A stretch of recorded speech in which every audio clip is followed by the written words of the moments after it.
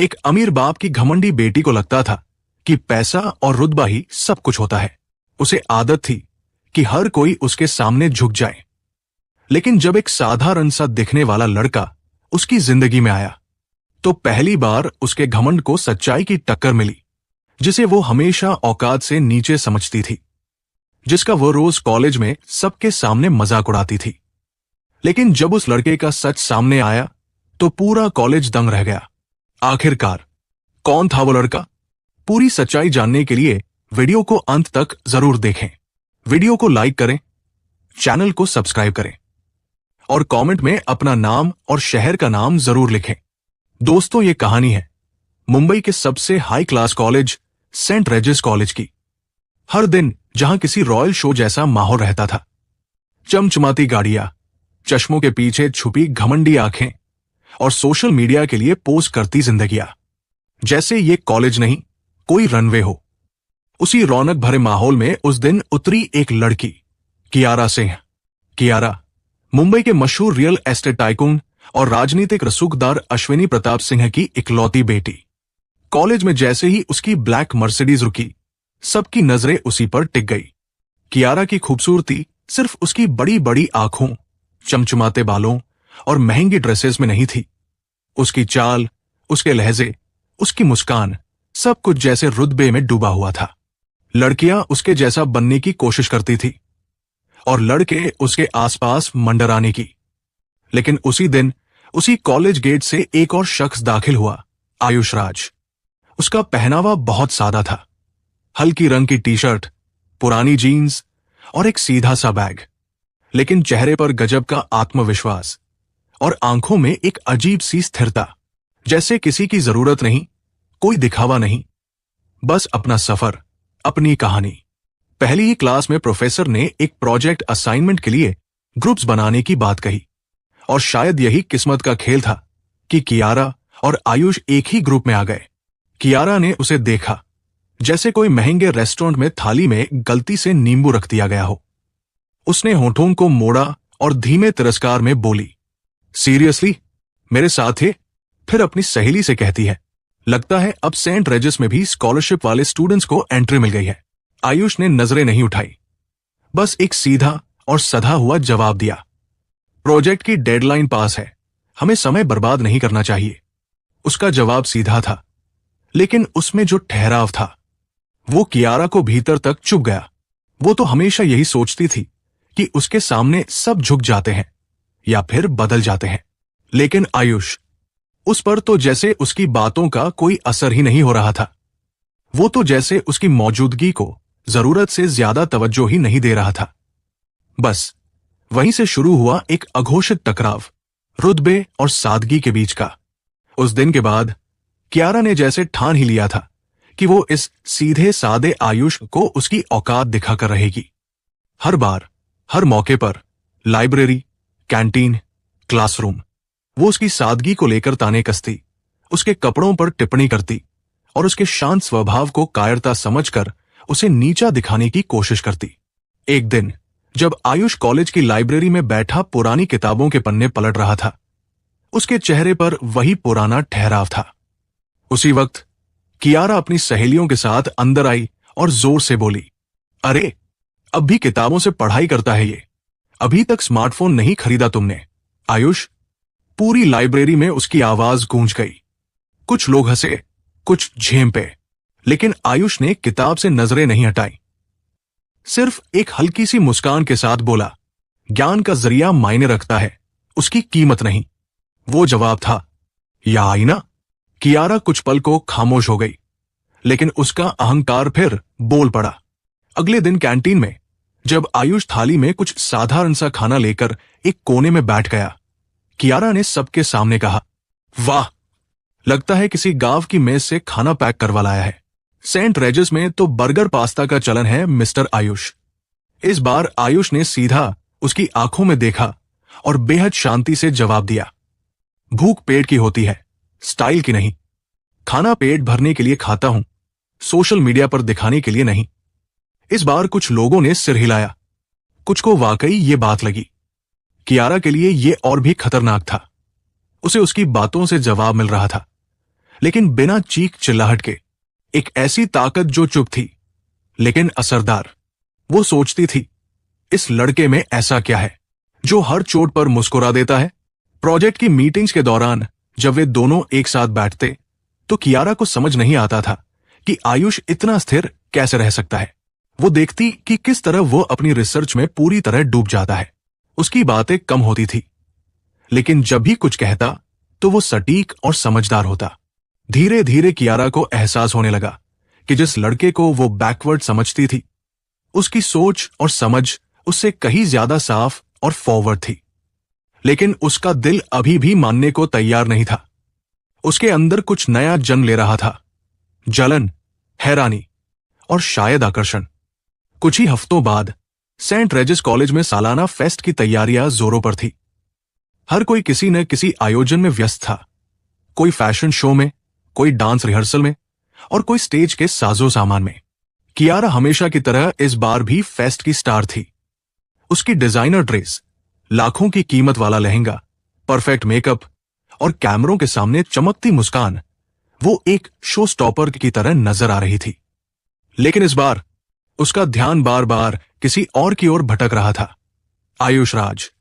Ayush stage के पीछे तकनीकी टीम के साथ काम कर रहा था। वो साउंड चेक कर रहा था, लाइट्स एडजस्ट कर रहा था और सबको शांत लेकिन मजबूती से निर्देश दे रहा था। उसका चेहरा हल्की पसीने की चमक के साथ और भी शांत और आत्मविश्वासी लग रहा था। कियारा कुछ देर उसे देखती रही और फिर अपने अंदाज में स्टेज के पीछे जाकर बोली, ओ हेलो टेक्नीशियन बाबू, स्टेज पर आने की हिम्मत नहीं होती क्या? बस पीछे छिपकर काम करना आता है। आयुष ने धीरे से मुस्कुराया और नजरें मिलाकर कहा, हर किसी का स्टेज अलग होता है कियारा। कोई तालियों के बीच खड़ा होता है और कोई उन तालियों के पीछे की मेहनत में। उसका जवाब सीधा दिल के आर पार चला गया। कियारा कुछ पल चुप रही, लेकिन जैसे ही जाने लगी उसने पीछे पलटकर आयुष को फिर देखा। इस बार उसकी नजर में कुछ था, शायद इज्जत, शायद सवाल। फेस्ट का सबसे बड़ा आकर्षण था एक चैरिटी ऑक्शन, जिसमें मुंबई के कई बड़े बिजनेसमैन शामिल होने वाले थे। कियारा को पूरा यकीन था कि उसके पापा अश्विनी प्रताप सिन्हा इस नीलामी में सबसे महंगी पेंटिंग खरीदेंगे, जैसे हर बार। लेकिन इस बार जब नीलामी शुरू हुई और बोली लाखों से बढ़ते हुए करोड़ों में पहुंची, तो अचानक एक आवाज आई, 10 करोड़। पूरा हॉल चुप हो गया।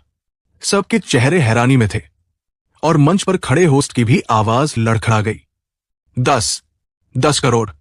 सर, क्या आप पेंटिंग को कॉलेज को डोनेट करेंगे?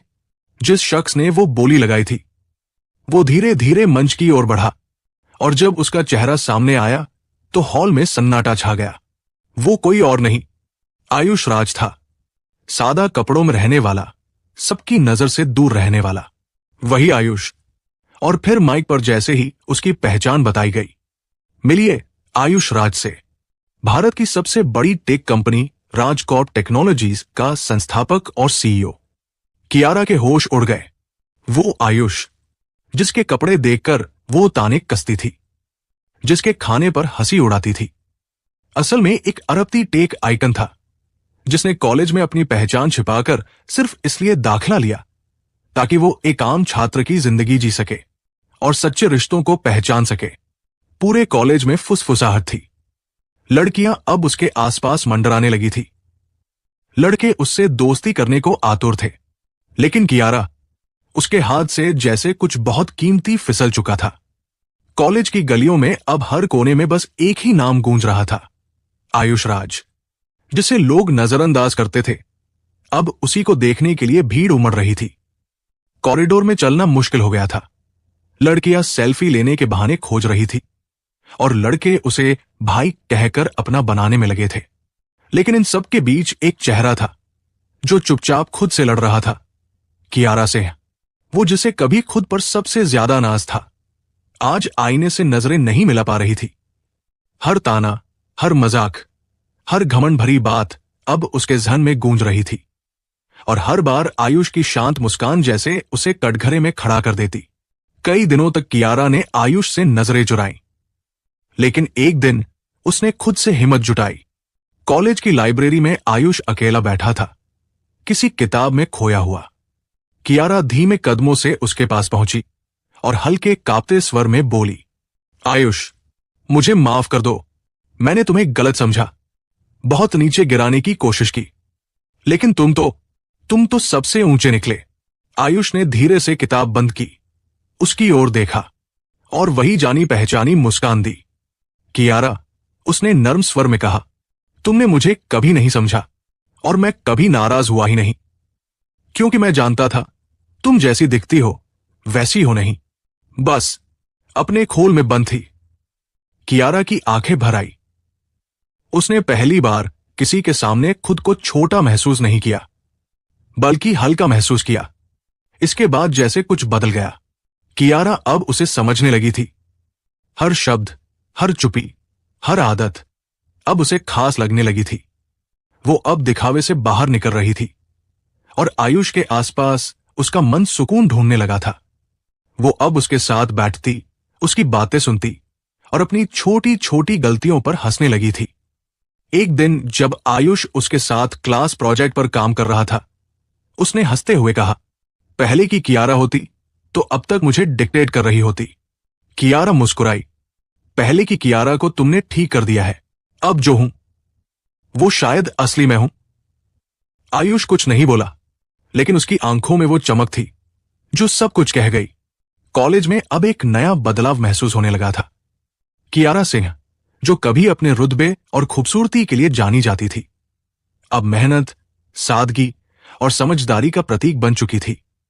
लोग अब उसकी तारीफ करने लगे थे, लेकिन अब उसे इन चीजों से कोई फर्क नहीं पड़ता था। उसका ध्यान अब बस आयुष की ओर था। एक दिन कॉलेज में बिजनेस इनोवेशन प्रोजेक्ट का ऐलान हुआ। विजेता को स्कॉलरशिप के साथ साथ राजकॉर्प टेक्नोलॉजीज में इंटर्नशिप का मौका मिलना था। हर कोई भाग लेने के लिए आतुर था, लेकिन कियारा का मकसद कुछ और था। वो दिखाना चाहती थी कि वो सिर्फ किसी अमीर बाप की बेटी नहीं है, उसमें भी कुछ है जो दुनिया बदल सकता है। उसने दिन रात मेहनत की। कोई डिजाइनर ड्रेस नहीं, कोई स्टाइल नहीं, बस लैपटॉप, रिसर्च और अंदर का जुनून। उसने एक ऐसा ऐप बनाया जो भारत के दूर दराज गांवों में बच्चों को मुफ्त ऑनलाइन शिक्षा दे सके। स्मार्ट, सरल और क्रांतिकारी। प्रेजेंटेशन के दिन जब कियारा स्टेज पर पहुंची तो उसके चेहरे पर चमक थी। पहली बार घमंड की नहीं, आत्मविश्वास की। उसने मंच से कहा, मैंने इस प्रोजेक्ट को सिर्फ एक प्रतियोगिता नहीं समझा, ये मेरा सपना है। मैं चाहती हूं कि जिस देश में बच्चों को पढ़ने का हक है, वहां उनके पास साधन भी हों। ये ऐप सिर्फ टेक्नोलॉजी नहीं, उम्मीद है। पूरा ऑडिटोरियम तालियों से गूंज उठा और पहली बार आयुष की आंखों में उसकी तरफ गर्व दिखाई दिया। लेकिन तभी एक और लड़की, मायरा कपूर, स्टेज पर आई और उस पर चोरी का इल्जाम लगा दिया। ये आइडिया मेरा था, कियारा ने कॉपी किया है, उसने कहा। पूरा माहौल एक पल में उलट गया। कियारा सन्न रह गई, उसका गला सूख गया, आंखें भर आई। लेकिन आयुष वही खड़ा हुआ। उसने सबूतों की जांच की, दोनों प्रोजेक्ट्स की तुलना की और फिर पूरे कॉलेज के सामने कहा, सच वो होता है जो दिल से निकलता है और कियारा का प्रोजेक्ट सिर्फ टेक्नोलॉजी नहीं, उसकी सोच है। मायरा का दावा झूठा है और विजेता सिर्फ एक है, कियारा सिंह। कियारा की आंखों से आंसू बह निकले। तालियों की आवाज में वो मुस्कुराई, लेकिन अब उसकी जीत सिर्फ ट्रॉफी की नहीं थी, ये सम्मान था, एक बदलाव की शुरुआत। उस शाम कॉलेज के गार्डन में जब सूरज ढल रहा था और हर चीज सुनहरी लग रही थी, कियारा ने आयुष के सामने खड़े होकर धीरे से कहा, आयुष, मैंने तुमसे बहुत कुछ सीखा है। तुमने मेरी सोच, मेरा नजरिया और शायद मेरा दिल भी बदल दिया। मैं नहीं जानती ये क्या है, लेकिन जो भी है वो सिर्फ तुम्हारे लिए है। मैं तुमसे प्यार करती हूं। आयुष ने उसकी आंखों में देखा और कुछ नहीं कहा, बस उसका हाथ थाम लिया। मैं तुम्हें पहले दिन से देख रहा हूं, कियारा। तुम्हारी आंखों में जो बदलाव आया है, उससे मुझे यकीन हो गया है, प्यार दिखावे से नहीं, दिल से होता है। और हां, मैं भी तुमसे उतना ही प्यार करता हूं। कियारा ने उसे गले लगा लिया और उस पल में पूरी दुनिया जैसे थम गई। कॉलेज में उनकी कहानी मिसाल बन गई। उन्होंने साथ मिलकर कियारा के बनाए ऐप को हकीकत में बदला, हजारों बच्चों तक शिक्षा पहुंचाई। और कुछ साल बाद समंदर के किनारे एक सादगी भरी शादी में कियारा और आयुष ने एक दूसरे को हमेशा के लिए अपना बना लिया। वो कहानी जो कभी घमंड और तानों से शुरू हुई थी, अब आदर, समझदारी और प्यार की मिसाल बन चुकी थी। लेकिन दोस्तों, अब एक सवाल आपके लिए, क्या आपने कभी किसी ऐसे इंसान को गलत समझा है जो असल में बहुत खास था? क्या आपने भी कभी किसी आयुष को अपनी जिंदगी में नजरअंदाज किया है? कमेंट में जरूर बताइए। और कहानी पसंद आई है तो वीडियो पर लाइक करें। मिलते हैं अगले वीडियो में नई कहानी के साथ। जय हिंद, जय भारत।